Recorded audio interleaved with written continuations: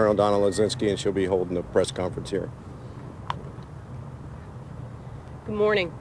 As you know, yesterday afternoon, shortly after 4 o'clock, we discovered the body of Tara D'Angelo yesterday inside her residence, the victim of an apparent homicide. During the course of our investigation and interviews, we identified her son, Joshua Carmona, as a person of interest. We put out an alert for him in the vehicle he was driving. Shortly after 9:30 last night, our deputy spotted him in the area of 275 North at Hillsborough Avenue. They waited till they had sufficient backup and conducted a traffic stop on his vehicle at 275 and Livingston Avenue. He pulled over, he complied with our requests.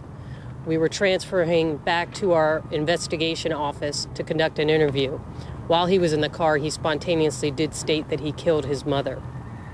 During the course of our interview with him, it was determined that sometime around noon, he was inside his residence.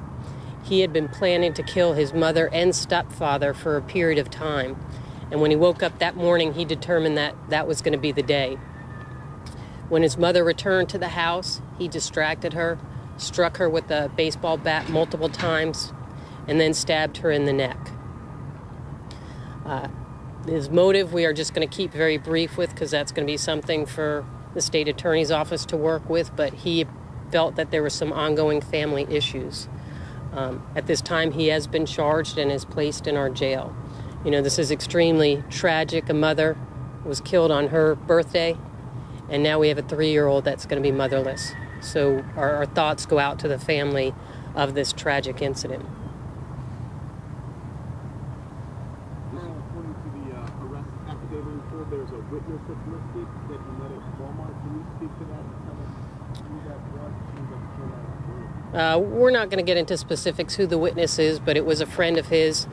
He went, our suspect did, and picked up his 3-year-old sister from daycare and gave the 3-year-old to this person so that the child could be delivered back to the family.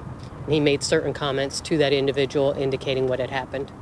He stated that there was issues going on with the family. Is there any specifics of what he said about those issues? No, and we're not going to get into that, but there are no reports. We've never received a report, and according to members of the family, there's been no physical violence or no incidents of domestic violence that they've reported or we've learned through the course of our interviews. You know, does he suffer from any mental illness? Again, we're still working through some of these things. We don't know that at this point. Is there any history of domestic violence or other altercations during this family?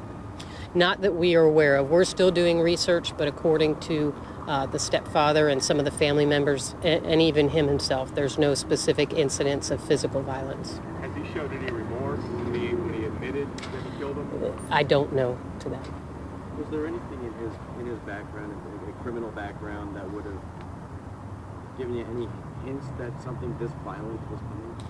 Not that we were aware of. We know now that in 2016 he was arrested in Pennsylvania for robbery of an auto, simple assault and drug possession, and then in February of 2017 for DUI and possession of marijuana in Georgia, but nothing that would indicate this type of violence was forthcoming. Do you know how long he might have been planning this, the planning phase? He did not state specifically, just that it was for a period of time. And as far as the evidence collected at the scene, you guys have some pretty good evidence from the scene? We did recover the baseball bat and a knife and some other items, and we'll be processing them through FDLE. Was the 3-year-old handed to the friend, or was the child with him when he was arrested? Or? No, the 3-year-old had been handed off to a friend who then delivered him to family members early in the day. So that child was safe and not involved in the incident at all. Any idea why he went to pick up the 3-year-old after committing this crime? I'm not sure the specifics on that. Is the husband's name Stephen D'Angelo? I believe that's his name is. All right, guys, thank you.